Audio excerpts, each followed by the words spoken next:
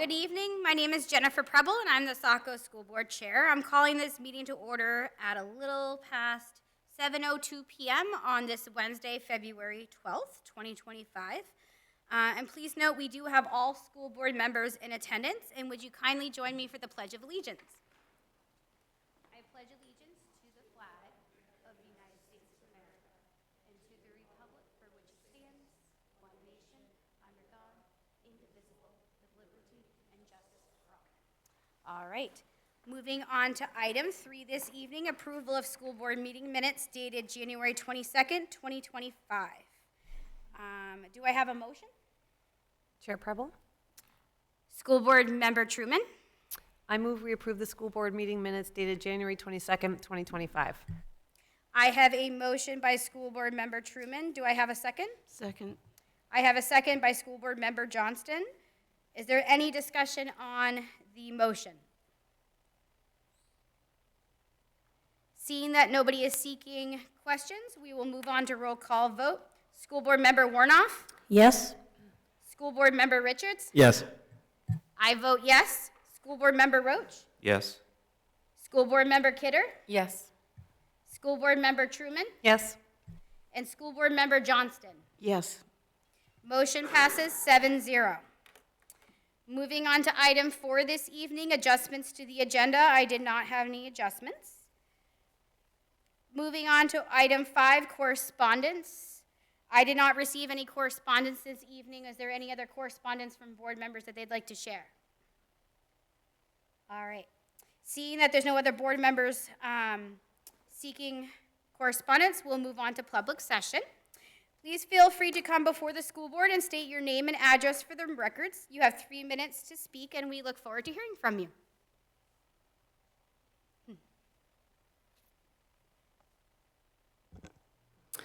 Good evening. My name is Corinne Jagger. I live in Ward 6. I'm the proud parent of 2 daughters in Saco schools. First, I want to take a moment and thank you for the work you do to make our schools a place of learning, growth, and opportunity. My daughters have been fortunate to receive an education, or an excellent education in this district, and I truly appreciate the dedication of our teachers, staff, and administrators.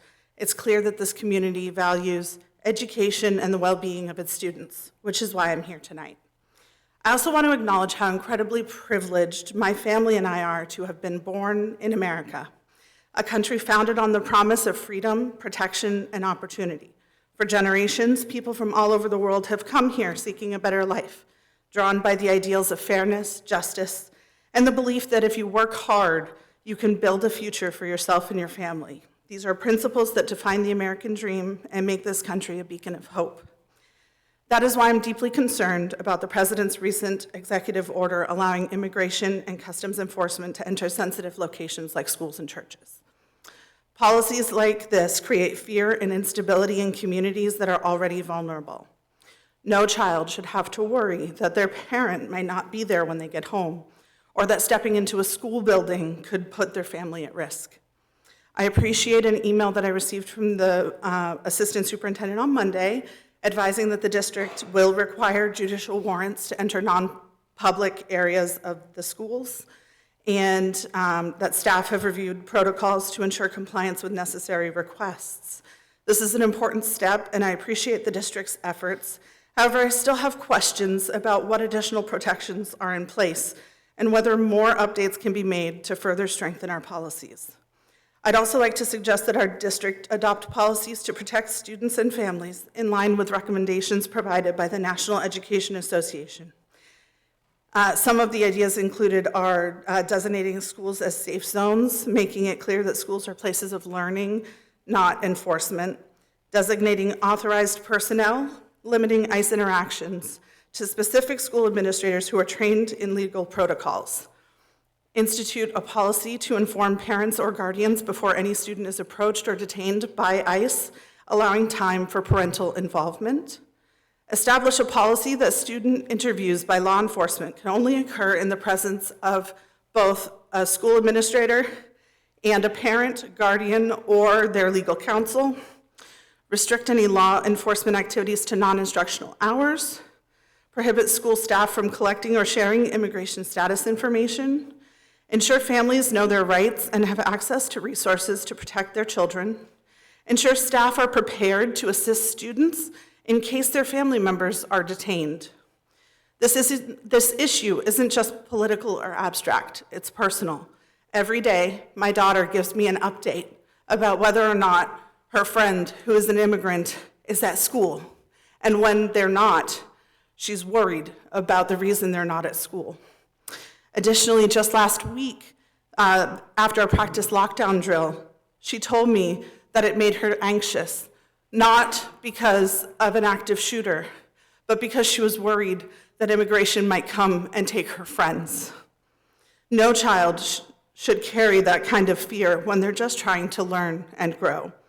As a district, we have a responsibility to all of our students. Every child, no matter where they were born, deserves to feel safe, valued, and supported in their pursuit of an education.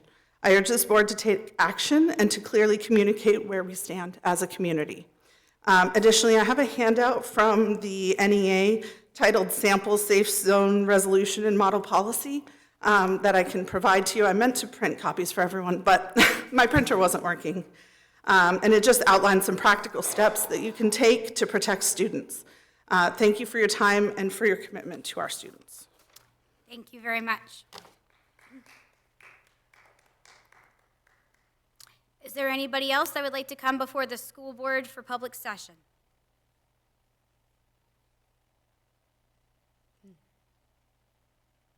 All right. Seeing as we have nobody else coming before the board, I will move on to item 7, the superintendent's report. Superintendent Ray. All right, good afternoon. Seems like afternoon. Good evening. Everyone's probably looked at their phones already, but don't tell what your text message was. Let your kids go to bed without knowing and surprise them in the morning. 2 more days and we're at vacation week. It's probably coming at the right time based off the amount of snow we've been dealing with. A little different than the last couple of winters. But just want to remind you that there's a whole lot of cold flu out in our schools, sickness. Please remember, good hand hygiene is always an important one. Use the hand sanitizer. And if you don't feel good, stay home. If your kid has a fever, please look at the nursing procedures because there's just a lot of illness out there. It sometimes surprises me that as a school department, we have a lot of different ways of communicating. And so just moments ago, our assistant superintendent was placing phone calls, sending text messages. You got a voice alert at the same time. It was instantaneously sent to Twitter and Facebook and all those places. And we still will get calls in the morning time of, I didn't know that was in school. So it's vital that you have your updated information in Power School. We also get calls a lot of people who say, hey, I have no connection to the Saco school. Why am I getting a call? Cell phone numbers get recycled.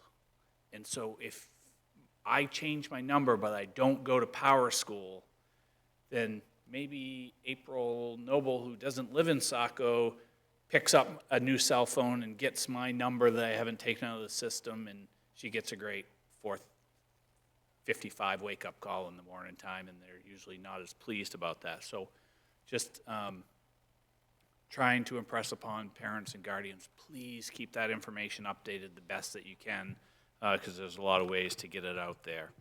As you know, there's a lot of policies and guidance that change day to day, hour to hour right now. In a school department, we have to sort through that policy, look at the changes, see what the impact to our procedures, existing policies, funding, all comes into play. And so we spend a majority of our days right now kind of searching through those pieces, working with our legal counsel, trying to get advice about what and what not to do.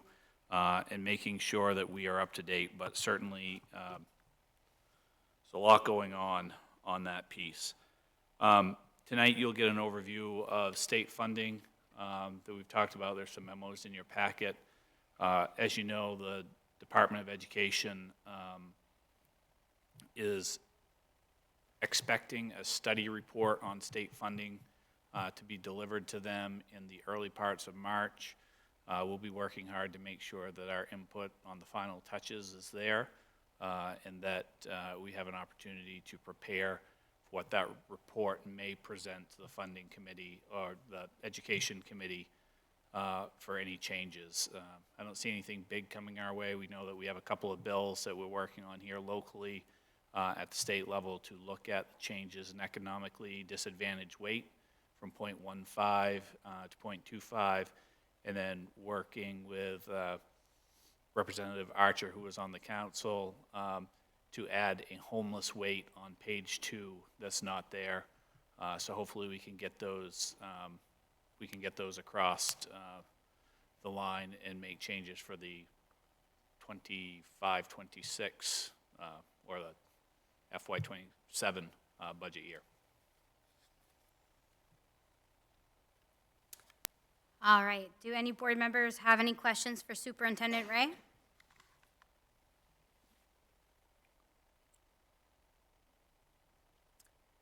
All right. Seeing that no one is seeking recognition for questions, we will move on to Chair's report. I don't have anything new to report this evening, so we can move on to item 9, staff reports, which I do not see any listed this evening. So we can move on to item 10, board subcommittee meeting minutes. Item A, Policy and Personnel Committee was scheduled to meet this evening, but unfortunately that was canceled due to illness. So their next meeting will be March 12th at 5:30 p.m. and it's usually here at City Hall in the We usually, conference room? yeah, we were doing here until code enforcement moved out, so we moved back Back downstairs. in the conference room, okay. Item B is Finance and Infrastructure Committee meeting. Their next meeting is February 26th at 4:30 p.m. And item C, Curriculum Committee meeting is meeting on February 24th at 4:30 p.m. Do any board members have any questions about any of the committees? School Board Member Roach? I'd like to give kind of a verbal minutes of the finance meeting and what led into the school board meeting as well. If I can have the You can microphone have the for a floor little- for a moment Okay, thank you. if you have a question about that.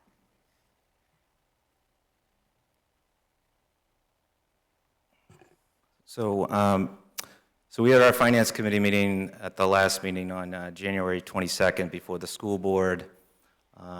It's about a half-hour meeting. Went over a couple subjects. We're halfway through the year, and so we went over financials. Everything looked pretty good there. Revenue was right at 50% through the year, and spending was a little bit below, so everything was good there. We had some good discussion about the asylum families and the state calling September 30th being the last date of due to lower demand at the hotels and how that could be a problem for student budget counts and also for Thornton Academy's enrollment numbers as well, because school starts, of course, before September 1st. But speaking of TA, CFO Anne Marie Swenson, she came in, she was at the meeting, and the last few minutes, there was voice disagreement with Superintendent Ray's calculation of TA costs in relation to public schools. I would expect some TA questions on this. It was the first year in my memory where TA actually exceeded a little bit the per-pupil costs of the Saco schools. However, the biggest point of contention was that Anne-Marie was adamant that Jeremy was using the wrong lower per pupil amount from the state DOE. Instead of $17K from the traditional 11 cost centers versus a relatively new calculation called ESSA that was reported at the time at $23,000 for a $6,000 difference. ESSA includes federal funds sent to public schools that replaced the prior review program from 2016 of No Child Left Behind.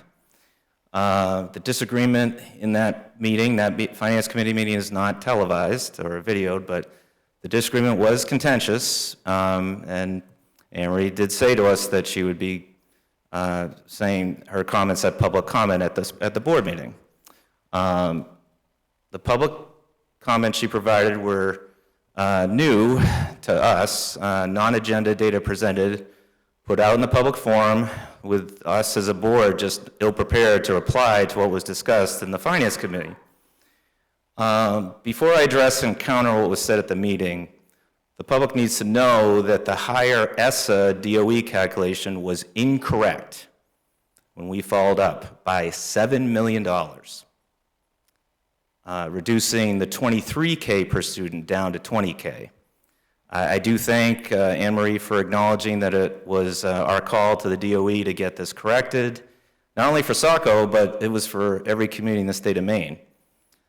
But the biggest point there is that that's not the number that the DOE uses. That's not the number that superintendents use.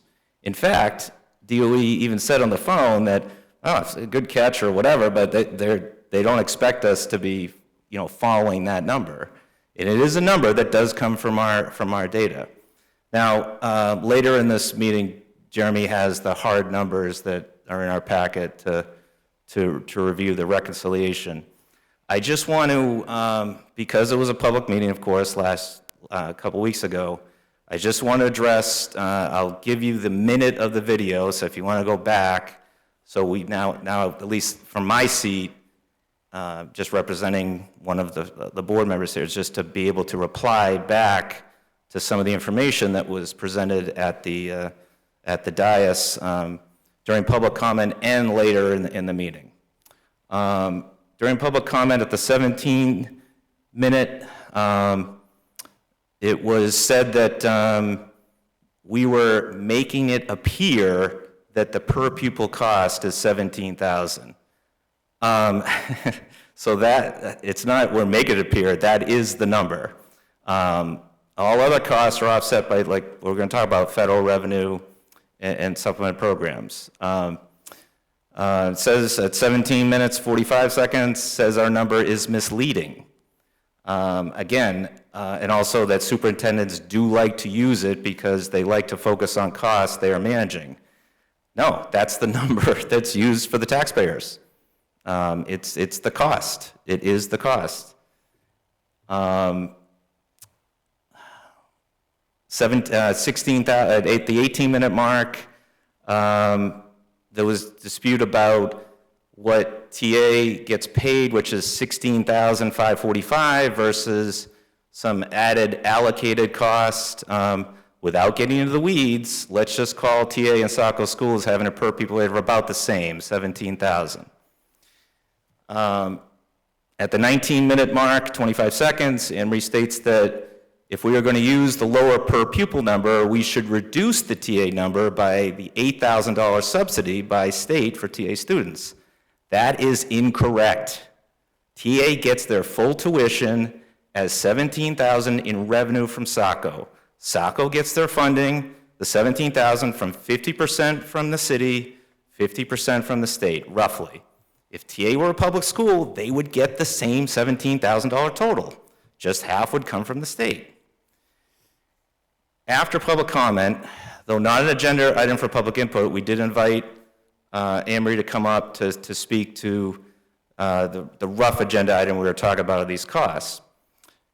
At the 35-minute mark, it was said that the tuition payment to TA includes money for food service. That is not correct. All right? Maxwell tuition is the 11 cost center type costs that are paid to TA. It is the assumption that food service is either covered by students paying, parents paying for the cost, or recently the free lunch program that the state provides. So that it was said later that TA's cost was is $2 million for food for the kids.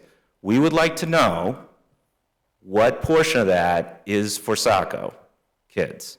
And then conversely, if we're comparing apples to apples, then we would like to know what the revenue is. Our revenue is what is free lunch program. So, but that is not, we are not paying for food service under MAT. And then in the 37th minute, it was talking about not getting into the weeds, but that TA was the $6,000 cheaper, which is now the $3,000 cheaper. But the $3,000 per student expense, that's the difference, is 2/3 of that is the food service cost. So the $20,000 per pupil rate, $2 million, $2 million in gross dollars, but $2,000 per student is that food service cost. So again, that is not the total cost of us having to pay for those kids. At the 37-minute mark, 25 seconds, the actual it was stated that the actual cost to educate Saco students was just over $19,600 from TA. To date, TA has not provided any backup into this number, despite inviting the school board to ask and email directly to the CFO any questions. So I'm going to say it right now in a public forum. I'm at least one school board member. I am publicly asking TA to provide that backup for the $19,600 that you said costs TA to educate the Saco students. I won't go too much over. We've done the corrections. There was a question asked by our Ward 2, Carolyn, about non-Saco students, how many non-Saco students were being enrolled at TA, and I don't think she got that answer, so I would like to see if we can get that answer from the last meeting as well. So, and it was also, like I said, it was also stated at the 43-minute mark that it cost $2 million to put food on TA's campus. Again, that's not part of the MAT calculation, and again, I'm not going to get into the weeds of negotiation and whatnot, but you know, it is our firm stance that we believe that TA should take advantage of the free lunch program. I think all the kids should be entitled to that. But again, comparing apples to apples on money, you know, revenue comes in for that. And then, yeah, I think I'll just leave it at that. Oh, last thing though, last one. So at the 47-minute mark, there was a disagreement about whether TA has used the traditional 11 cost center numbers in comparison versus these higher ESSER numbers. And the ESSER numbers did not come out until 2019, after the 2017-2018 school year, all right? So I was on city council at the time before that, and I was involved in school stuff. TA was right there at a microphone or in our meetings off school using the same comparison because TA rightly, you know, was giving it was a good deal. It was less money, and they were very proud of it. They should be proud of it. We're proud of it. Everyone's proud of it. But the numbers have come closer now, and so I don't know when these other ESSER numbers came forward, but we've done the research last 2 or 3 weeks, and we realized that those aren't the numbers to use. So again, that had been used in the past. And then, you know, and that ESSER chart wasn't just part, at the 47-minute mark, 30 seconds, that was said that we only shown that chart in confidential meetings. That chart was shown to TA staff members who were asking me, as part of the community, and they're part of the community, they have kids in public schools, if that's even true, or the numbers are comparable, and it was even posted and debated on Facebook, too. So that wasn't like us revealing confidential negotiations, that was the number that was thrown out to everyone. So anyway, I just want to conclude, you know, I think we're still in a good spot with TA. We've had some good conversations last couple weeks, but we got to be respecting our process and where numbers we get from. Superintendent Ray is second to none in this knowledge, okay? Second to none, all right? And in the same meeting 2 weeks ago, this board voted him 7-0 3-year extension, all right? So we have the utmost faith in Superintendent Ray. And we ask that the academy, there's been talk in those circles, there's been a lot of, I feel, disrespectful talk on the superintendent.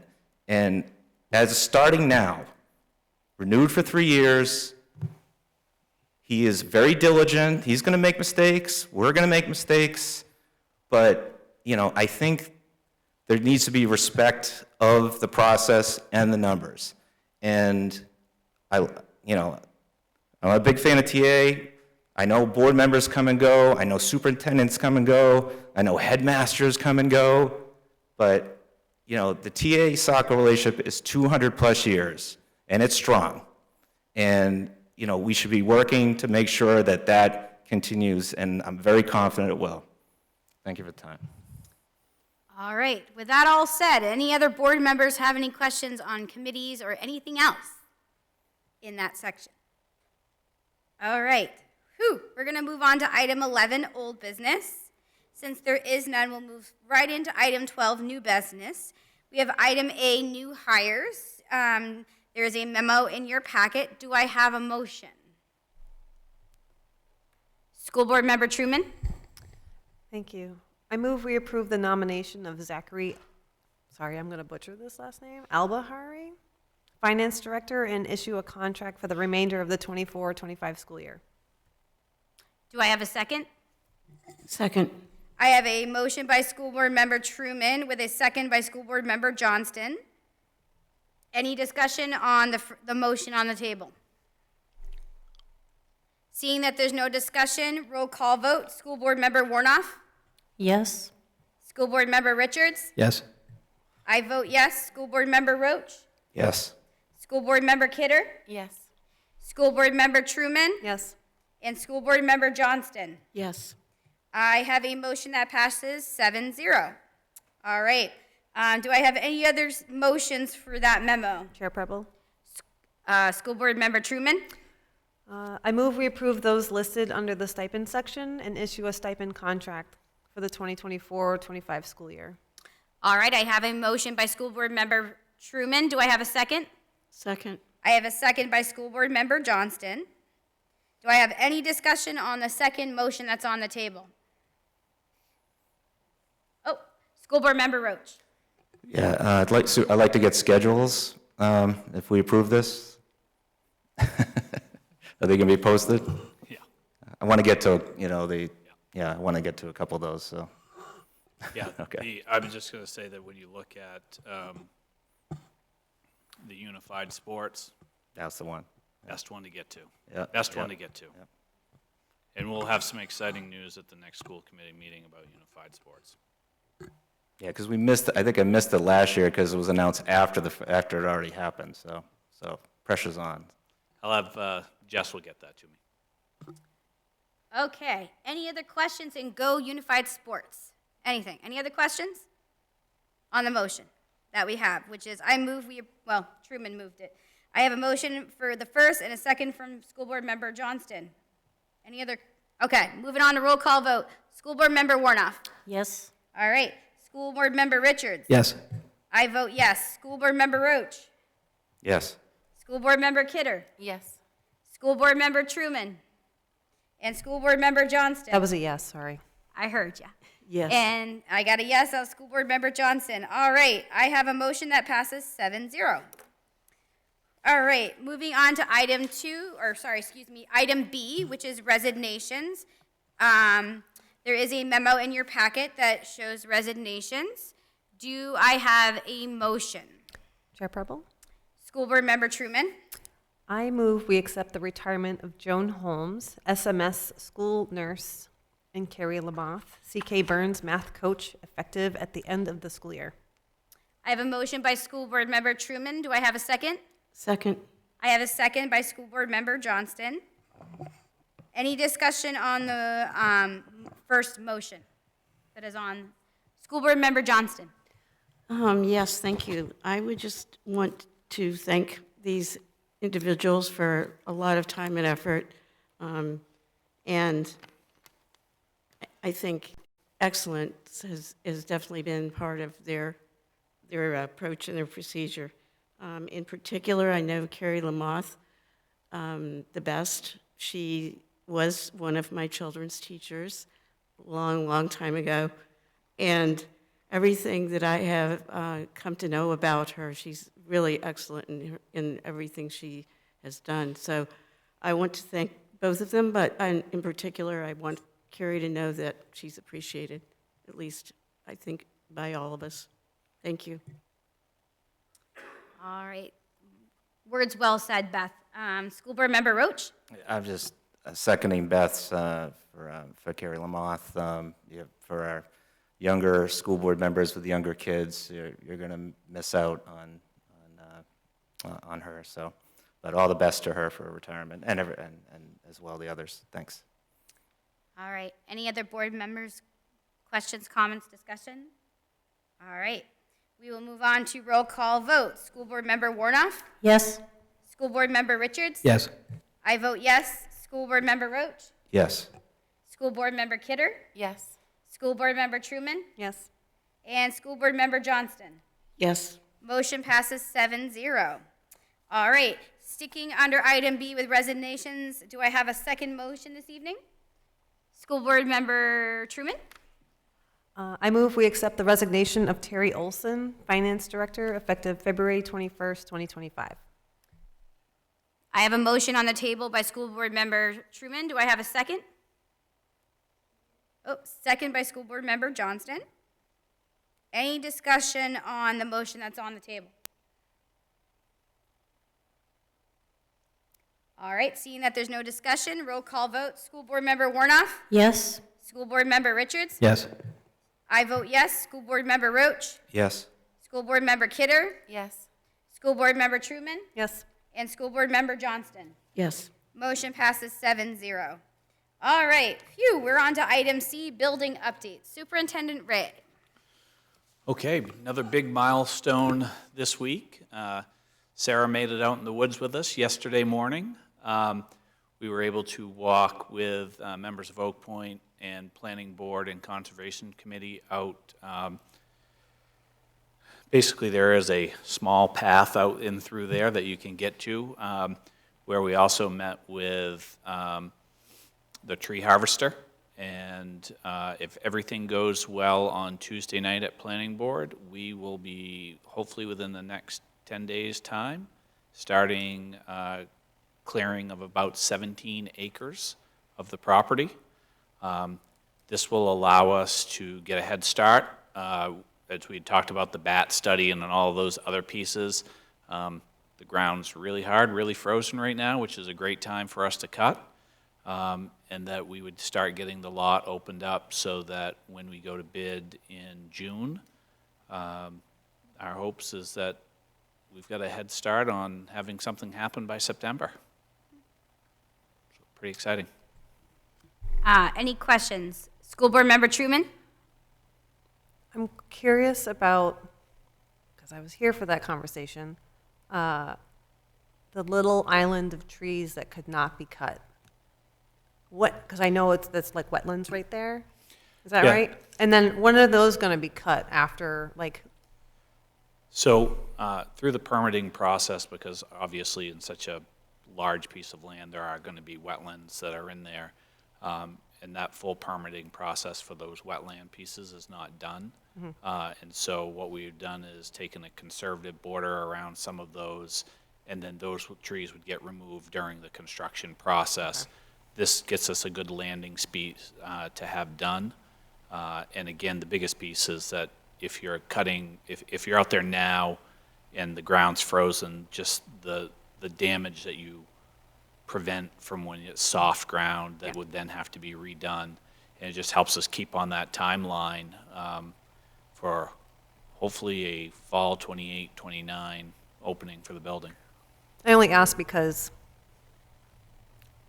I wasn't sure if there was because of the vernal pools, if it's that piece, or if it's just because it's wetlands, they're just gonna wait on that part until, and just clearing most of the lot so that people bidding can come in and see what is actually, That is correct. what the land is, okay. That was a fun walk. I don't know who cleared part of that walkway, but I say walkway very loosely. It's a very rough path through the trees. But the 4 inches that were removed definitely made it easier, because it was a trek, so. All right. Any other questions for Superintendent Ray on the building update? All right. Moving on to item D, notice of grant award. Superintendent Ray?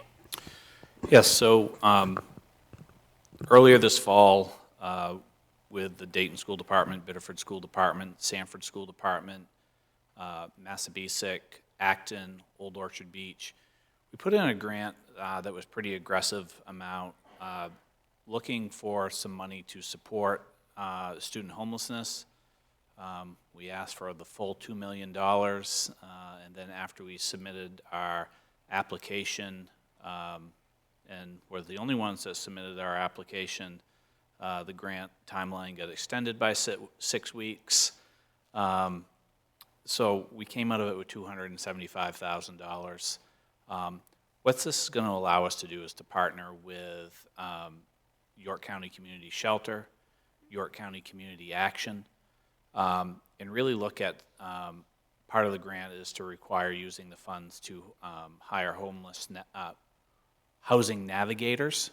That's one of our biggest challenges right now, is that as families begin to worry about homelessness or experience homelessness, having the resources and the people to help them find housing is very, very difficult, especially with our limited supply here in the area. And we chose the communities that we partnered with very strategically in the fact that we ran the data of where kiddos tend to move and shift from in our homeless population. And here in York County, it's kind of a direct line from Sanford through Massabesic, through Biddeford, Saco, Old Orchard Beach, and trying to coordinate with the districts that we're always working with. So this will give us a good start, and then hopefully we'll just keep working in the future to secure more funding, but housing navigation is a piece that we spend a lot of time on, and something that will be a good resource for families. School Board Member Truman? You mentioned before that there are other school districts that have housing navigators. Sanford has one Right, in partnership with York County Community Action. We do a lot of work with them, and so we'll continue to reach out to that resource, partner with them.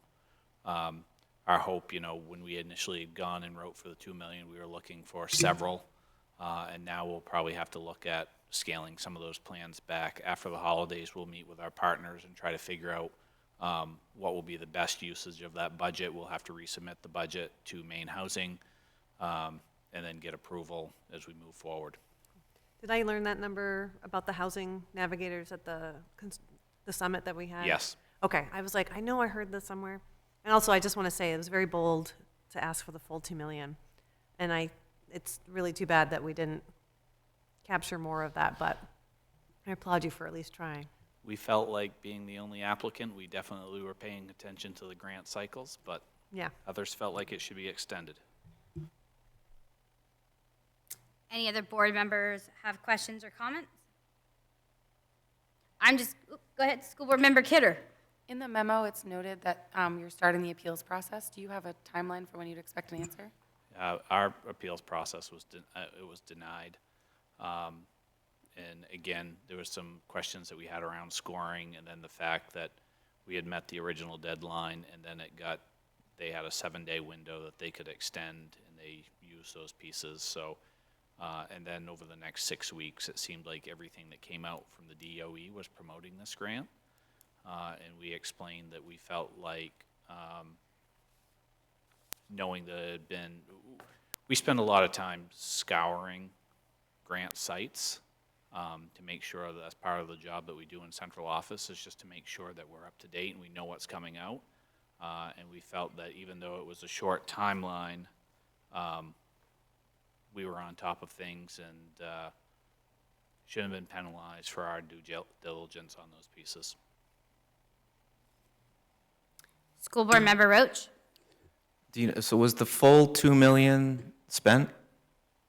And do you have the list of all the communities? You mentioned Bath and the memo. Bath, Portland, Lewiston, there was several that they divided up the 2 million with. Okay, so it was definitely, they had to spend it or lose it, Yes, and that's why they extended it. correct. And not give it all to us, right? Correct. I'm just going to applaud you on all the efforts for all of it. I think that we're taking a closer look at homelessness. This is a really important thing in our community, so I want to just thank you for even trying to go for the 2 million. That's amazing, but I'm happy we got a good chunk to use, hopefully, towards that. All right, moving on to item E.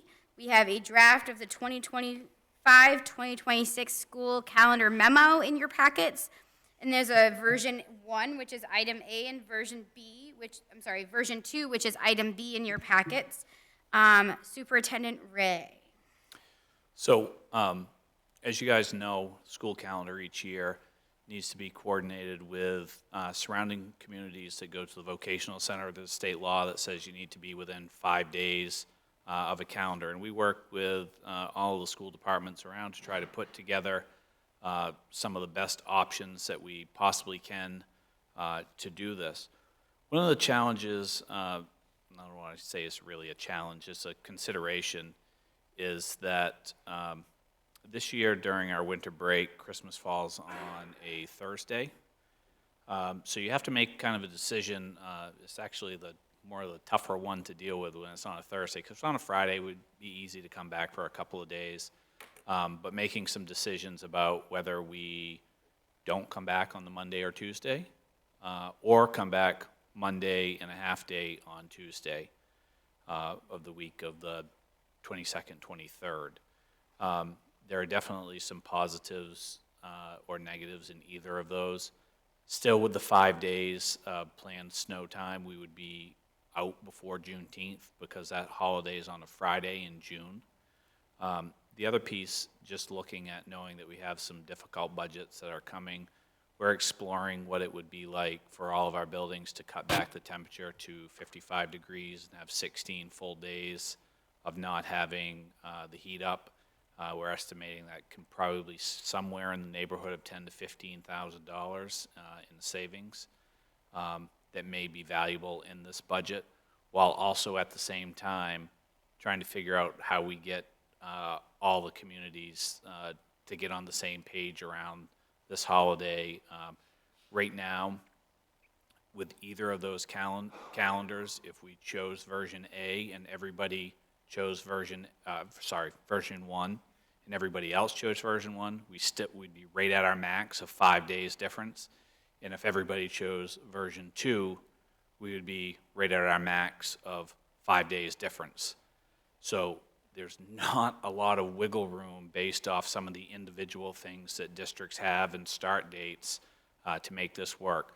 Not looking for a motion or a first reading tonight. This is just more informational. The other thing in our calendar that's a little bit different this year, or actually similar to this year, was just trying to look at the early release days. Keeping with the longer time is just so much easier for our staff to get into something in depth with and stay on top of versus the hour every time.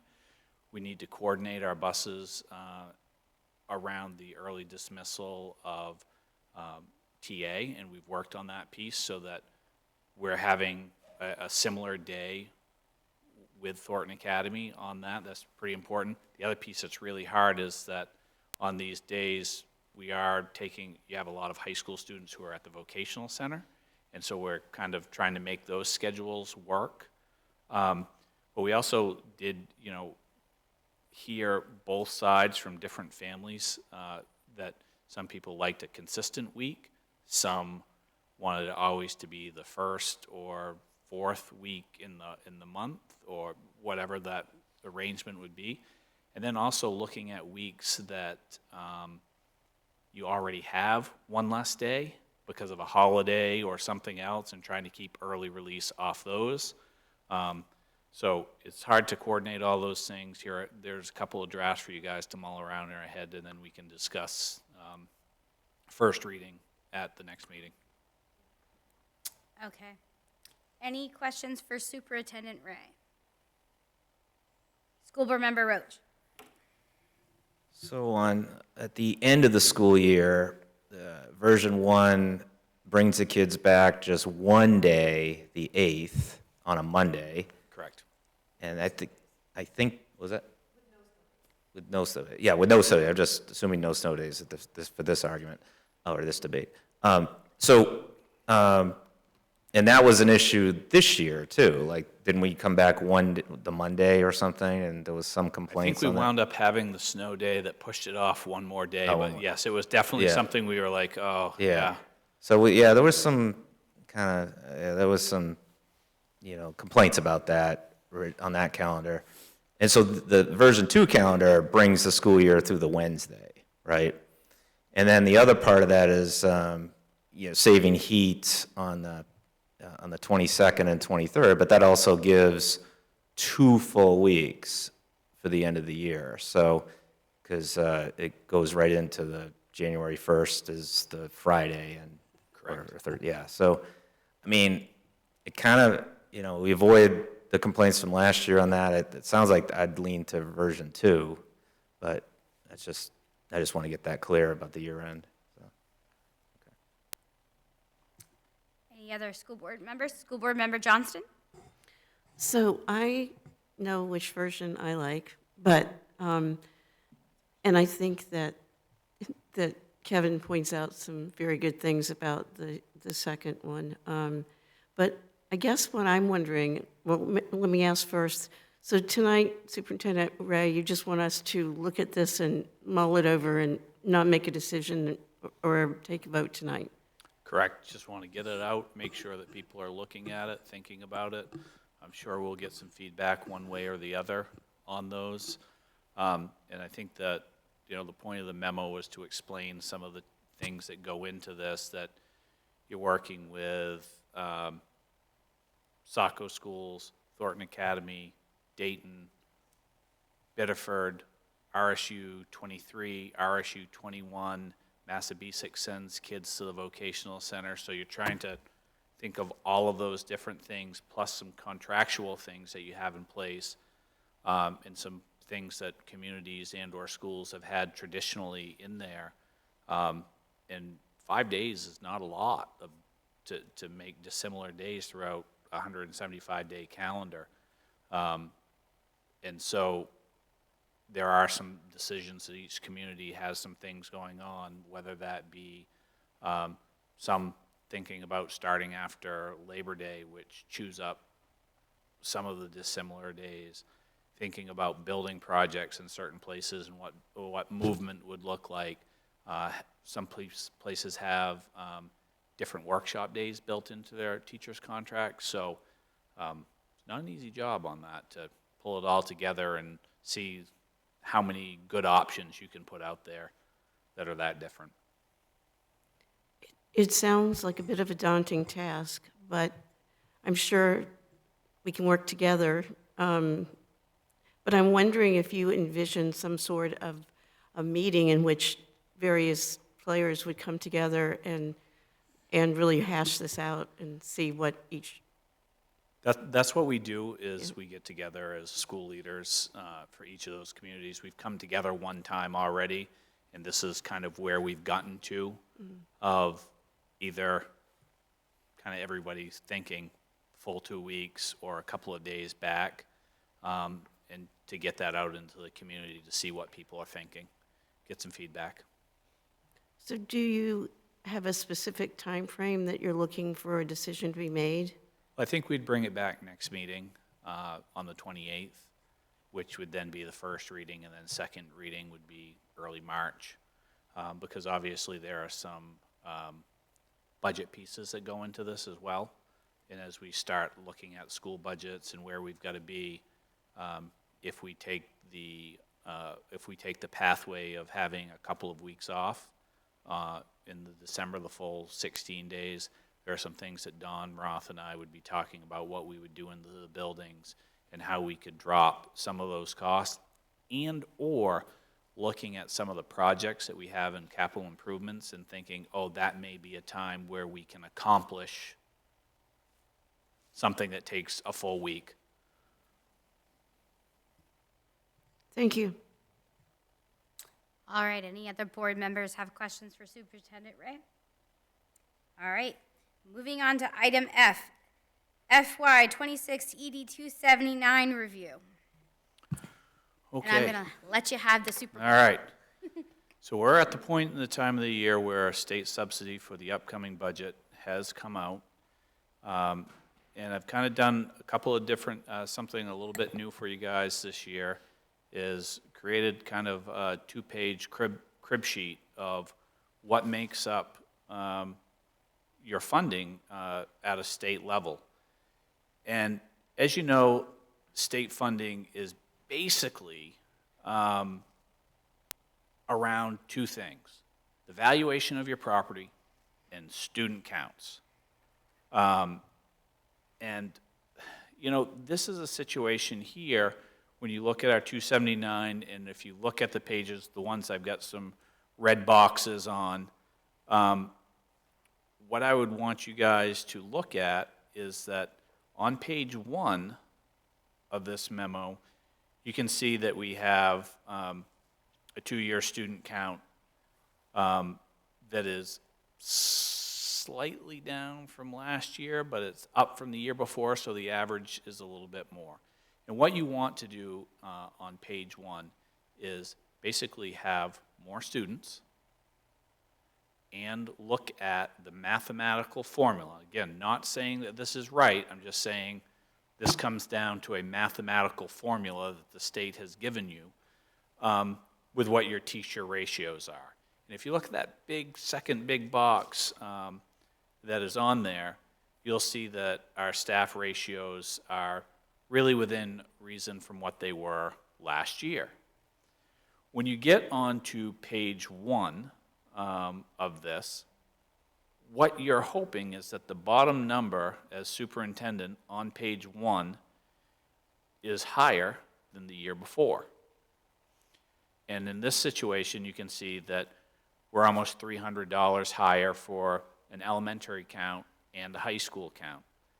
The other thing that I would kind of ask you guys to look at is that you can see that in most cases, our student-to-staff ratio either got closer to that 1 being the magical formula number or over, and that's listed on your crib sheet.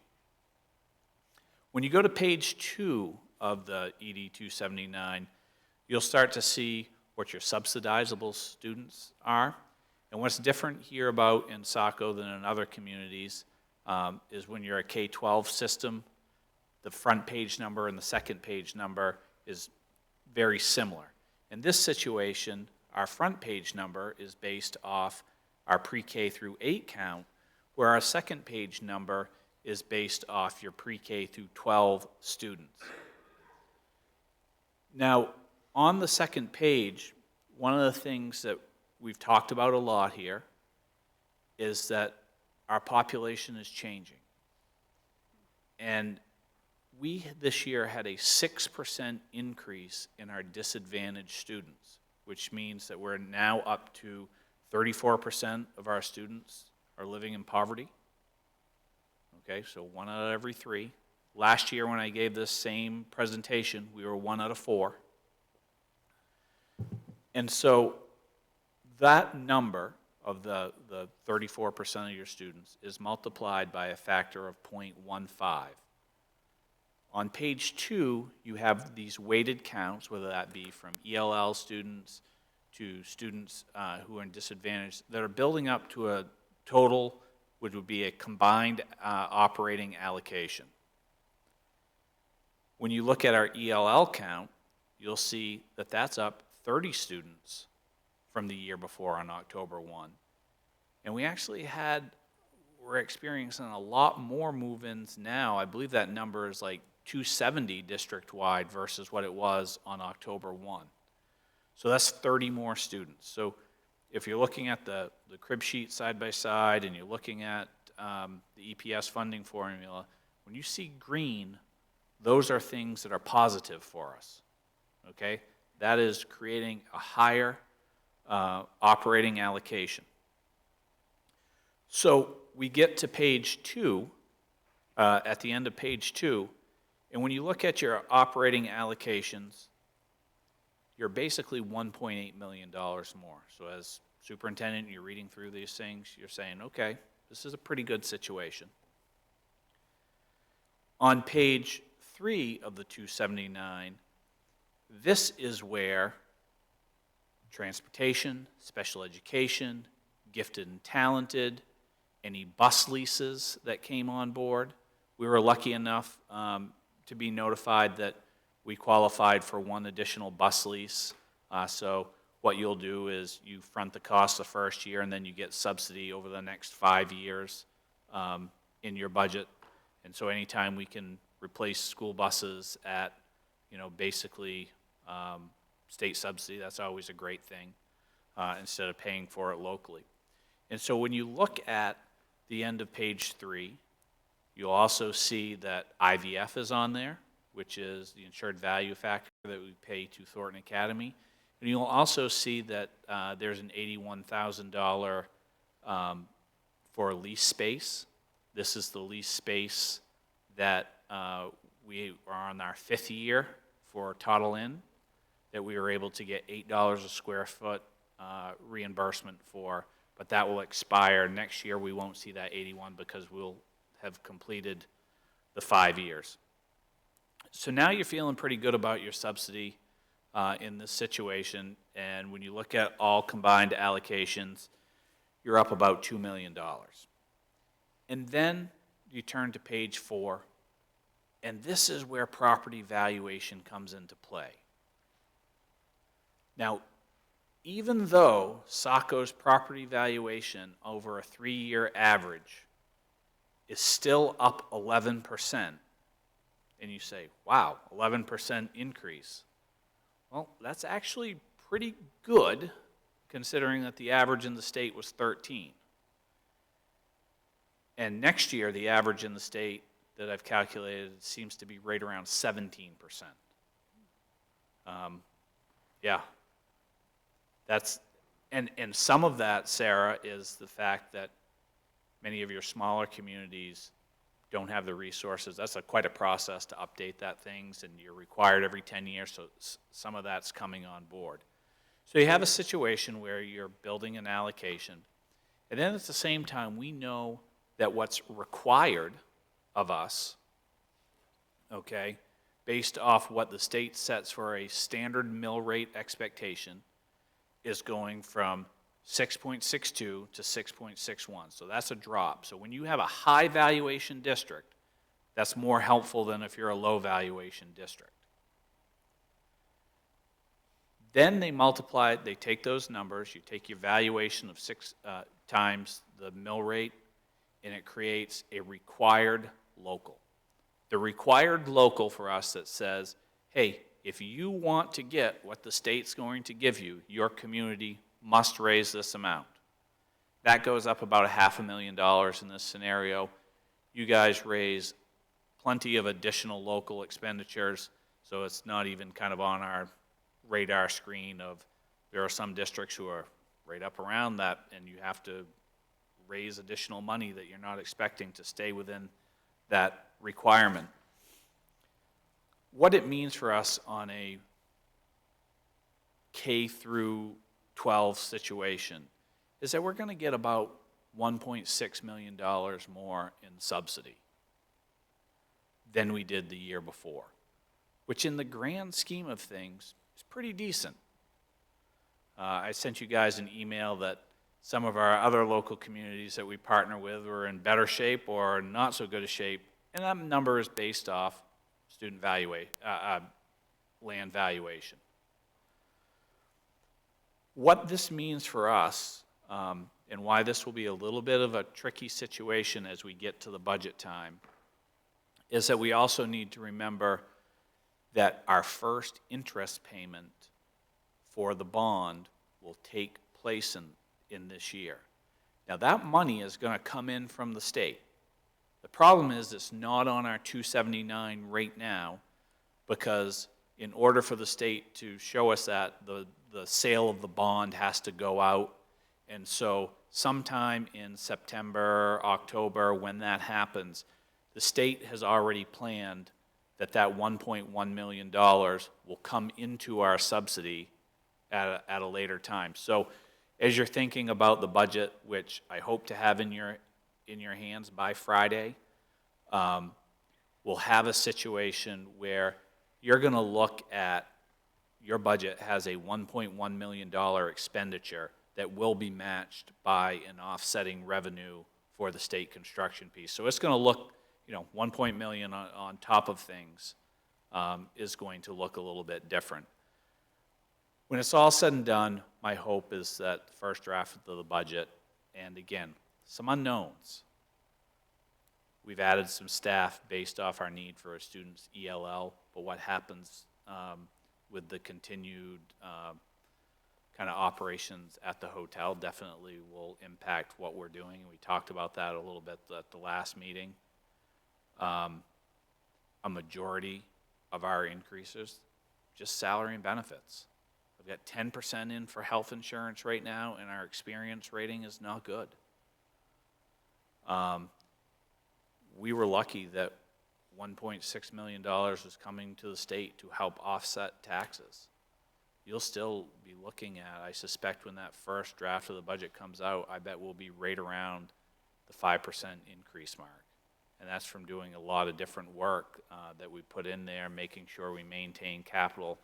We've got a pretty healthy fund balance, which is pretty good, but again, avoiding tapping into that to just handle something in the short term versus we've done a really good job making sure we're taking care of buildings and thinking about future costs that we want to avoid because you never want a situation where you artificially create a hole for yourself for the next year. And so that's kind of where we are today.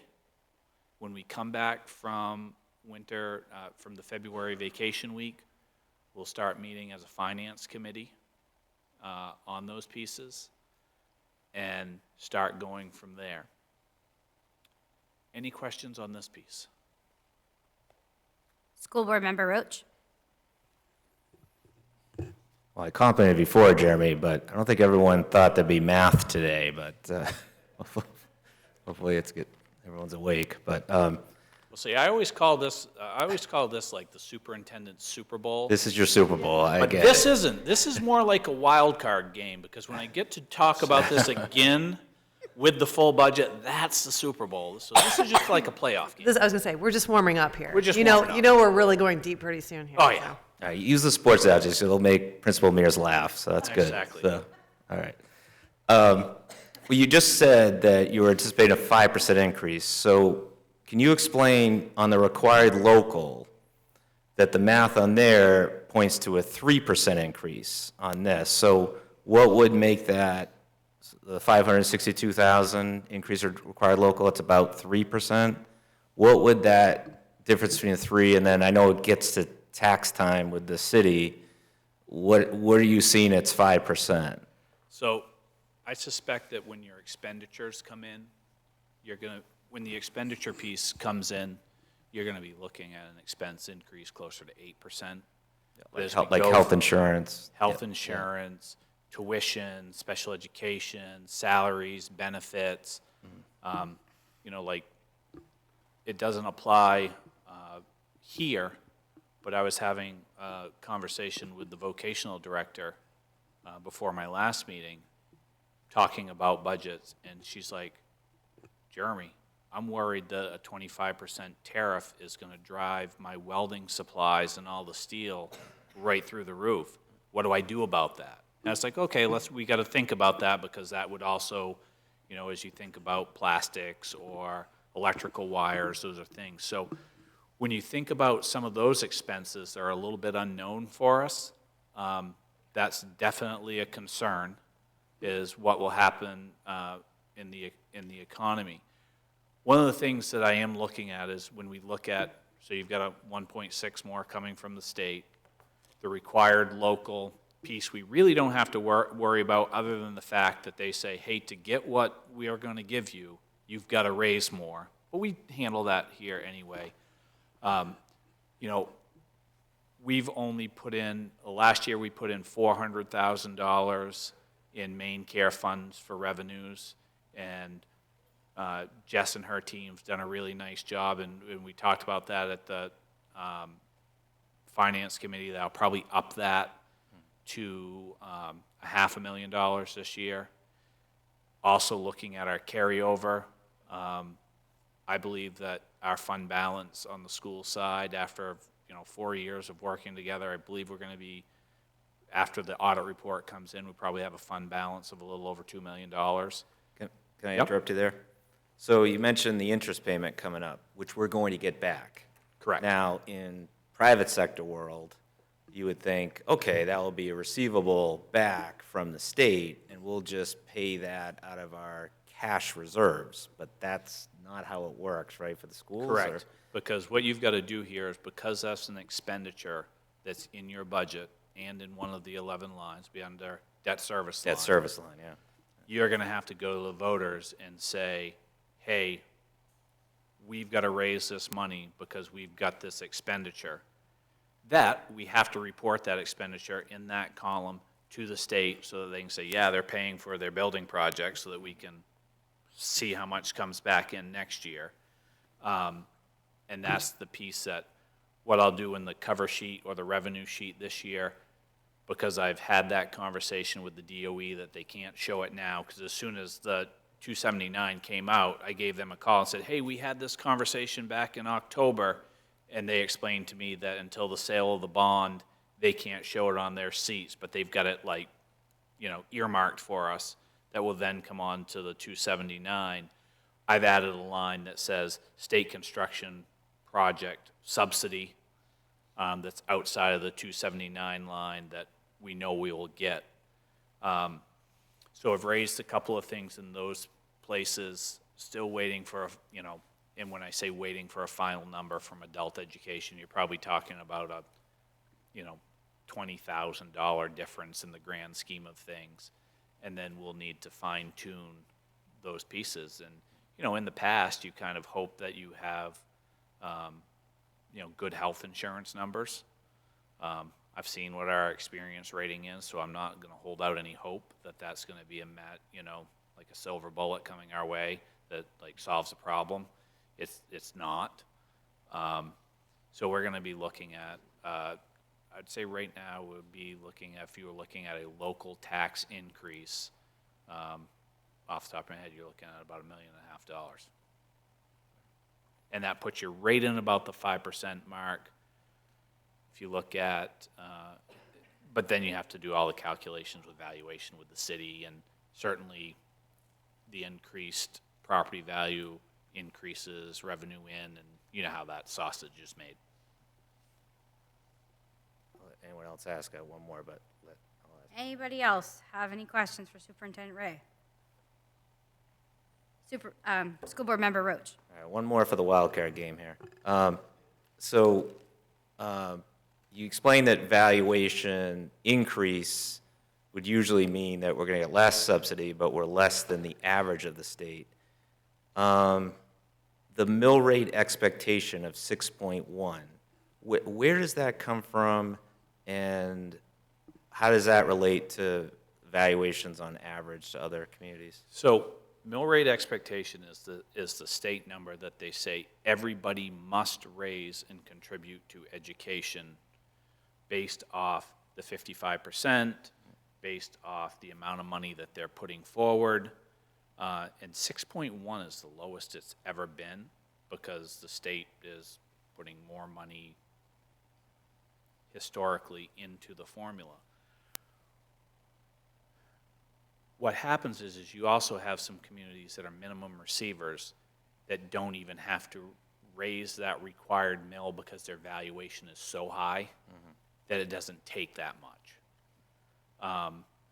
And so in this situation, what they're saying for Saco is you have to raise this to get this, and if you're a minimum receiver, you're not getting hardly anything from the state anyway, other than special education and some transportation, so your mill rate can be 2 for local education, let's say. I think what sometimes is confusing for municipalities around this topic is that when you think about valuation and you think about mill rates, you can have high valuation and a low mill rate, or you can have a high mill rate and lower valuation. It's the same thing. Right. You get to the same number either way. The other hard part that I think that is difficult for, taxpayers is that for all of us who've been in town, I've been in town 17 years, have zero desire to move. My house is more valuable, but I haven't really changed a thing because I don't want to go anywhere. And so I think that sometimes is the difficult part when you look at the valuation increases, is that in some ways it's false money because you're not looking to go anywhere or to do anything any different. Your taxes bills go up based off that valuation from home sales around you.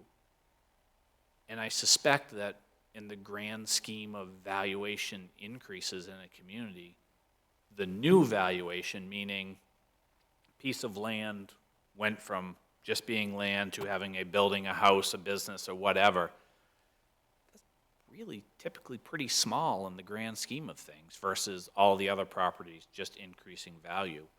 And so that's where the balancing act comes in between what's affordable for cities and what's not. We're fortunate in this situation that we're heading into new buildings that's being picked up by a majority of that, 72% by the state. Because if you were looking at these increases that other communities have, plus a building project where you're footing the whole thing, you're just looking at major mill rate, $4 and $5, per thousand, and those are a tough thing. And I think that's where we are as communities, is that while some is affordable for others, we still have seniors, we still have people, a third of our population economically disadvantaged. You have all of the business pieces that people are holding on. You have to create that balancing act, and that will be our job this spring as we come back after vacation and start to have some conversations. We present to the city council, I believe it's Monday, March 17th, I think is the date, when we would kind of have that first draft done. We wouldn't know about health insurance, and there could be a few other factors that come into play. But our goal is to not cut positions or programs in our district, and we're going to have to think of every way we can take out kind of the scalpel and find a savings here or there. The other piece I would have to say that for you guys to know is that I've been working with this group of administrators for 4 years now, or close to 4 years, and they really do a tremendous job. I know that they laugh about what kind of mood I'm in when they leave my office, and pass it on to the next one. And I think this year they felt like I was in a pretty good place. Why? Because they did a fantastic job. I mean, the challenges that all communities, I'm not saying Saco has, I'm talking all communities, is that pencils and paper clips aren't where the savings are. That is such a minor piece of the overall school budget. Salaries, benefits, operations. That's where it is. And you can waste an awful lot of energy as a group figuring out how you're going to cut $10,000 worth of supplies and then realize that everybody needs it. That it's more of a values conversation of what you can and cannot afford and what you're going to offer in your communities. And you know, again, I think we're going to be okay, and we can do some things, while also making sure that we keep that commitment that we've had to, when we move into that new building, we've taken care of a lot of things at Saco Middle School, which we're on pace to do, and we have a fund balance to make sure that hopefully someday, before 2028, 29, we can also address that one portable that we still have left up at Saco Middle School that we have to plan for, while making sure that's not a one-time hit for taxpayers.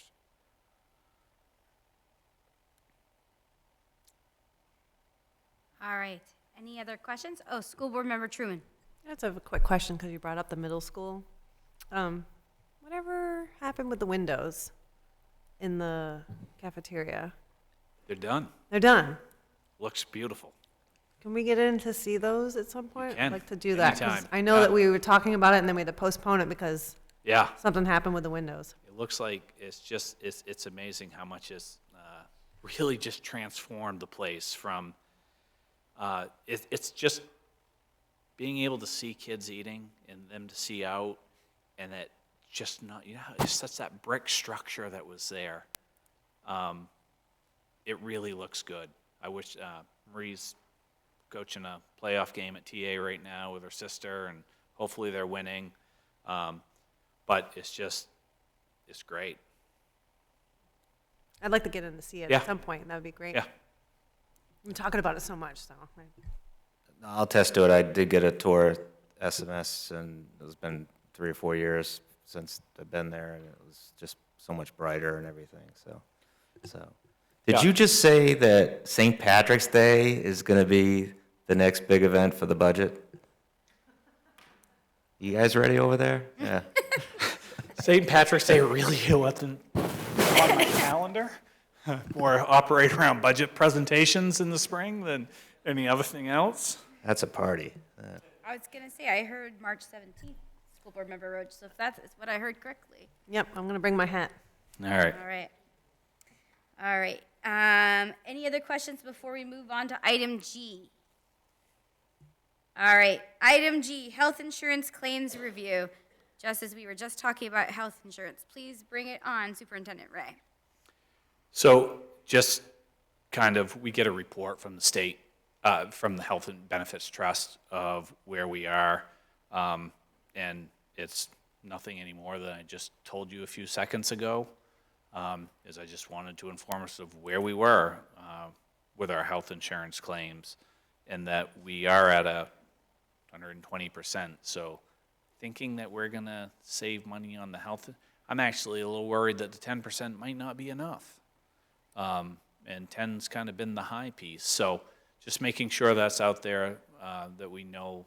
And I just don't have a lot of hope that I'm going to get to come back to you and say we saved 3% from what we had budgeted, and now we can reduce another $100,000. Just want expectations to be clear around that piece. All right. Any other questions for item G, health insurance claims review?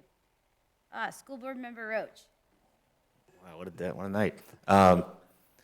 So going back to like a private sector, when there's a bad year, do you get ready to possibly, in a broker world, like quote, get ready for the current carrier to quote you bad and then go to other carriers? But we're not the type to be flipping health insurance companies, right? Or Correct. because it's a I mean- state-backed or, Essentially, there's only like one district that I know of around here that's not part of the Maine Benefits Trust. That's Sanford. yeah. You know, and the other piece is in Sanford, you know, in talking with Matt, you know, he's budgeting a 17.5% increase this year. So they've been kind of hit a couple of times. You know, we have great insurance for our teachers and for our staff. And it's, you know, it's a rich insurance policy. But the other piece is that when you're in that and it's statewide, there are some controls of the highs and the lows where we're probably not going to ever see, well, knock on wood, we're not going to see a 17.5%. Typically, you're between, you know, if you're lucky, sometimes the low is 0, but even last year, I think the low was 2 in places, and then like up to 12%. So there's, I don't know, Kevin, I don't know that it worked out great for school departments when they went out and they asked for experience rating all over versus there was like a state increase. And, you know, you have small districts that are under 50 employees that get a community rating. I don't think, we wouldn't be shopping that around. That would be a negotiated piece.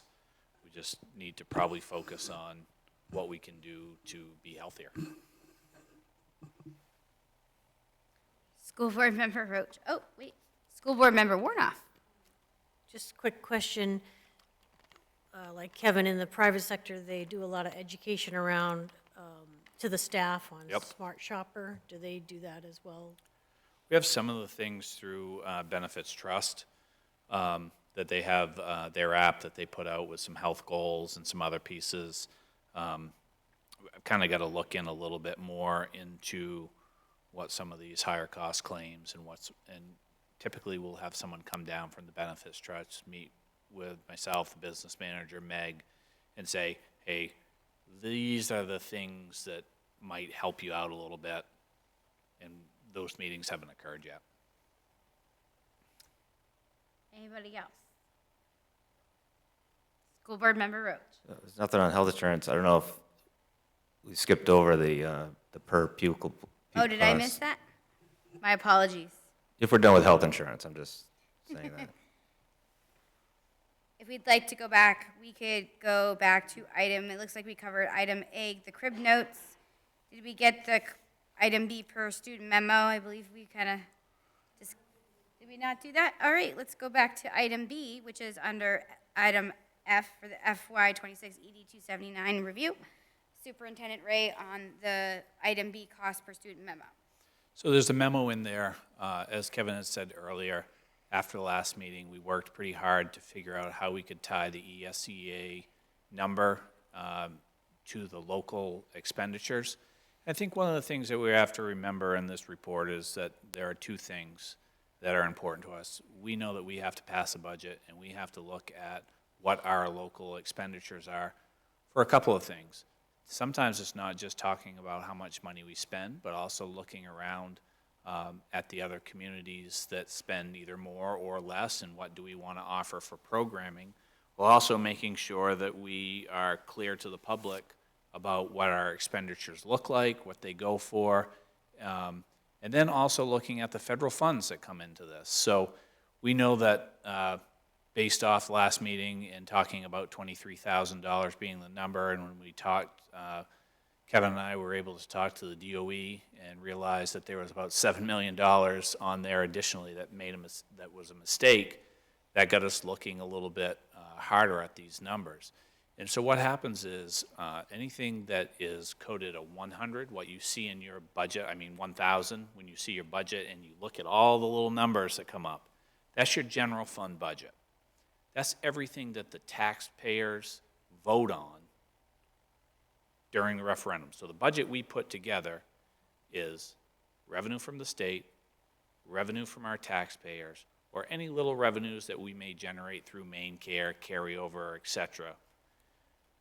The state issues a report of how much money you spend for a given year. And we were able to come up with these numbers based off the allocations, 9 through 12, and pre-K through 8. And obviously there is some money that, whether that be for special education or other things, that are paid for because we have students in different programming. So what I had put together is a way to make sure not only we could look at our local dollar allocation, which is at the top section, and what we spend pre-K through 8 and 9 through 12, but then also address the ESEA dashboard of how they come on that now that it's corrected to 20,000, I think 333 is the number. So I kind of have some sections there for you, and then I have adjusted totals.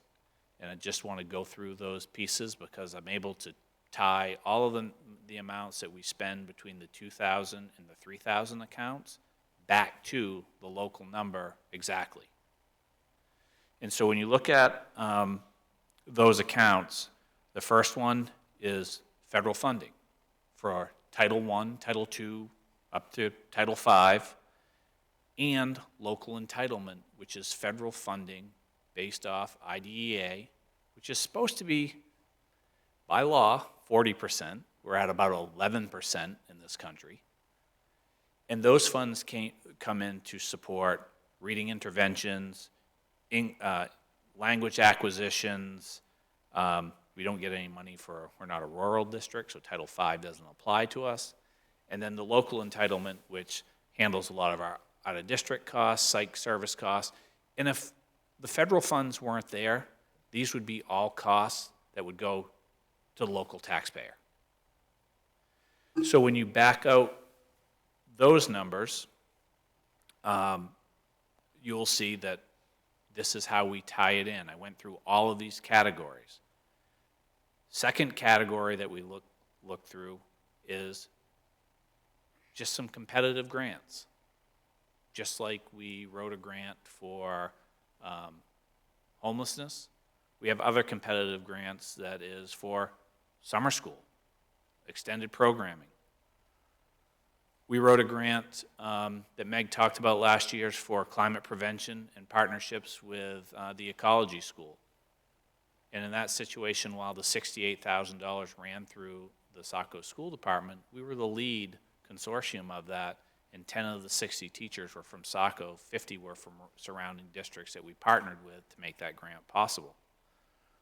We also received grants for a regulated classroom. And so you see that blue section's like $171,000. Then in 2023-24, we all know that we had ARP or ESSER funding that was based off COVID relief that came to us back in 2021, but there was timelines to spend that. And we were spending $1.3 million of COVID relief funds went through our books during that school year.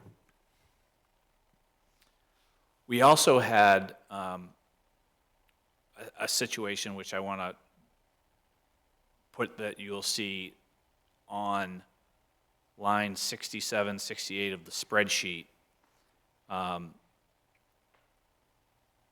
Because our pre-K center is housed in a facility that is not within a school building, it is kind of overseen by DHHS requirements. And currently, there is a stipend for early child care providers that passes through our school department that our staff at that school get because of that following DHHS. So there's an extra stipend for them to meet some of the early child care needs that we knew were part of the COVID pieces. So that's in there. Then you come down to the next section that talks about lunch program, unemployment, and school construction. When we talk about lunch program and $2.4 million, that's just expenses. We actually brought in more than that and have a surplus in our food service account by, it was $500,000 that year. That helped us get things like new equipment in all of our school buildings that's needed. I sent you a picture the other day of the generator. And that was part of it, is like making sure that we had a generator at Saco Middle School in case of power outage and supplies. Buying new furniture for our cafeterias is a little hard right now with all of that money because certainly we're not replacing a lot of furniture and kitchen equipment in our current schools, but we have been able to add some things because we know we're going to be there. In the last year or so, we've been able to purchase, we do some deliveries for food service, and we were able to purchase a new vehicle for that, which we were able to buy one of the Ford electric transits in that situation, so that we're paying attention to that. And then, if you guys remember, when I came on board, we took some money out of that first budget and put it into a school construction fund because we wanted to have the money to jumpstart the construction project. And this is money that we're now being paid back for from the state, but it rolls through that account, building that total in the 2000 to 3000 series of all of the money outside of the local funds. And so when you look at through those, and I went down through and said, here are all the local funds, here are what the federal funds are, the title funds, the grants, the ESSER, the hot lunch, I'm able to tie that number directly back to the number for the 11 lines. So the process of making sure the math works and bringing clarity is very clear to the public of what the difference between the two numbers are and where they come from. And while we'll probably always get title funding, or we hope that we'll always get title funding and local entitlement to help offset local costs, we know there will always be a food program that, you know, runs a amount you expend and money that comes in that balances. But what we know is not going to happen, or we hope that's not going to happen, is that we're going to have another pandemic and have $1.6 million worth of ARA funds coming our way. And we know that we're not hopefully going to need another $600,000 to run through us to start up school construction. And so here's where those numbers come from, tied back directly to the 11-line budget. And hopefully that just brings some real clarity to where everything is. All right. Any questions for Superintendent Ray on the memo for cost per student memo, item B under F? School Board Member Roach. So let me correct myself from a couple weeks ago because I was making a guess.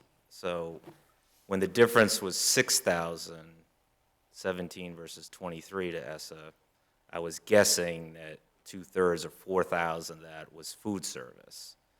So in the new the corrected calculation by the DOE, it's a $3,000 difference, and it's about $1,300 for food service as that calculates out. So it's a little bit less than half, and you know, another good percent comes from the COVID funds, and you know, I wasn't on school board at the time, but the COVID funds, maybe some of them were to fill in some gaps operational, but a lot of that was to, you know, invest in the school that would not come back to bite us not being in the budget elsewhere. So Yeah, I mean, when you think of some of the air quality work that we did, some of the construction work, we know that using ESSER, I'm pretty sure it was ESSER 2 funds, but ESSER 3, those kind of came real quick together, and I don't have we were able to build a building at Young School, and thankfully we did. I mean, the intentions at that time were a little bit different than how it all worked out, but that was a way that we tried to look at our money and make sure that we were doing something that had impact long-term on future taxpayer costs. Because if we hadn't, had we not built that building over there, at some point in time, we would have had a really interesting meeting about more portables and hookups and all of those pieces. And now you have something that once the school department's out of there, the community will get to make some decisions about what's the best fit over there long-term. So, we use those monies in many different ways to offset of those. Obviously, 20% of that was towards learning loss, and a lot of that was summer school, additional staffing, stipends, things like that, materials, technology. Just tried to use it in a way that didn't create a hole for us in the future, and that was best long-term support to the taxpayer. And that wasn't just for schools, private sector, nonprofits. The academy got PPP, which was the equivalent, the same effect to manage through COVID. So that and food service, there is comparisons there, to cover costs that maybe, either, again, parents paying for lunch would cover, or, if something wasn't a federal mandate, the taxpayer might not approve it, and we wouldn't have it. Correct. Yeah. Okay. Thank you. All right. Any other board members have questions for item B, cost per student memo? All right. Dare I move on to cost per student information review, item C with an I, state data cost per student and total spending, and item 2, which is all 2000, 3000 series and non-local spending. Superintendent Ray. So, this is just backup information that went with what I just said, just Okay. all the backup. Informational, and it's just Yep. out there. Okay. So do know that those are links to memos in the agenda and for all to review. Okay, we did do item G. Sorry for skipping. We can move on to item H. Before I start item H, is there anybody else that has one last question on the budget stuff that we just went over? Okay, phew. All right, moving on to item H is a second reading of policies. Item A, IHBAC, child find. Item B, JLCE-R, first aid and emergency medical care administrative procedure. Item C, JLF, child abuse reporting, prevention and education, 12/2024 revisions. Item D, JFC, dropout prevention and student withdrawal from school. Item E, JLIB, student dismissal precautions. Item F, JLF-R, reporting child abuse and neglect - administrative procedure. Item G, JLF-E, suspected child abuse and neglect report form. Item H, KCB, community involvement in decision making. Item I, KLG, relations with SROs and law enforcement. Item J, KLG-R, SRO and law enforcement administrative procedure to be recoded. Item K, JLCF, automated external defibrillator, and you're going to with a strike. Do I have a motion on the second reading of those policies? School Board Member Johnston. Thank you. Since you just read to us, and I appreciate that, what these policies actually all are, I'm just going to move that we approve the second reading of policies IHBAC, JLCE-R, JLF, JFC, JLIB, JLF-R, JLF-E, KCB, KLG, KLG-R, and to strike policy JLCF. Second. I have a motion by School Board Member Johnston with a second by School Board Member Truman. Any discussion on those policies? School Board Member Roach. There we go.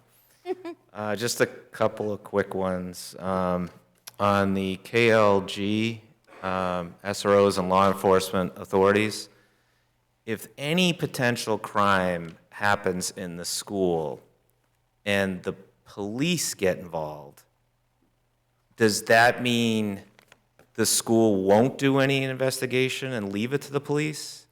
I just wasn't clear in the policy there. Parallel. They said they'd work together or parallel. Work together, but you're doing two different things. You have your school policies that are handled by schools, then you have law enforcement that's handled by law enforcement. And while you may share some of those things, it doesn't mean that just because it's a law piece that we're not still following our student code of conduct, et cetera. And then on JLIB, student dismissal precautions, one thing that's come up is like when there's a scare at the school and parents are connected to kids on cell phones of how to, just say, whoa, you're not coming to get your kid yet until, this is handled, just for safety precautions. Correct. Is that, you think, clearly covered in that too, or? I believe so. I didn't set on that one. Sarah, did you guys talk about that? On this, oh, you want to see it? Beth has a better working memory than me. I don't think I have my notes from the last policy meeting, because I think we did this one in December, and it's like talking about a lifetime ago for me, so. Repeat the question. Yes, could you repeat the question? And I'm sorry, I'll call it up because my memory's fading too. I mean, there's a lot, the policy is mostly based on, you know, the proper parent asking a responsible adult, and if there's like cases there, but I don't know if it's covered elsewhere in other policies, but just, you know, when, you know, things can travel on Facebook fast, that there's a issue happening at the school. I'm not saying the full lockdown necessarily, but just parents coming in saying, yeah, get my kid out of there. Well, I can tell you that from the policy, I think it follows it pretty well. If we take the example of what happened, I'm probably going to say last 2 Octobers ago.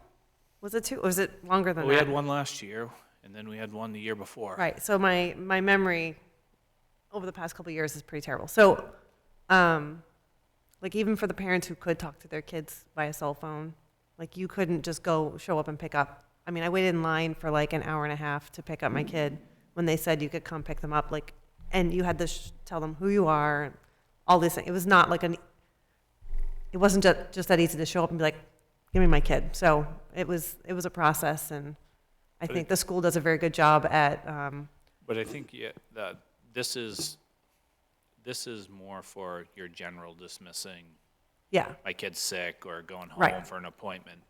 A lot of the times, what can be difficult is if you are talking with your kid on your cell phone and you're doing those things. You know, last year when we were dealing with our situation here with active shooter in town, quite frankly, no one was, you take Burn School, for example, no one was even allowed in the area. And so at those point in times, we're taking our cues from emergency management in those situations of what you can or cannot do. And so we would be following through with our school safety plans and chain of command in those incidents. And in those incidents, you know, superintendent's involved, but you're relying heavily on the advice and the requirements of your police chief, fire chief,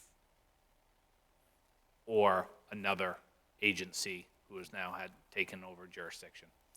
April found it, I won't take up too more time, but it's under, what's it called? The EBCA, you know, decided previous meetings, so, but, okay, thanks.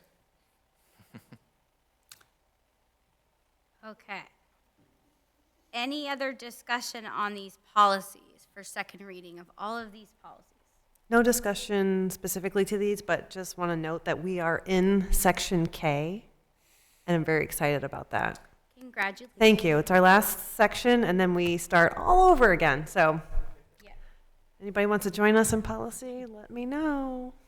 And can I just add that Assistant Superintendent Parkhurst is very, very happy with the progress that we've made in the last, I don't know how long it's been now, but, yeah.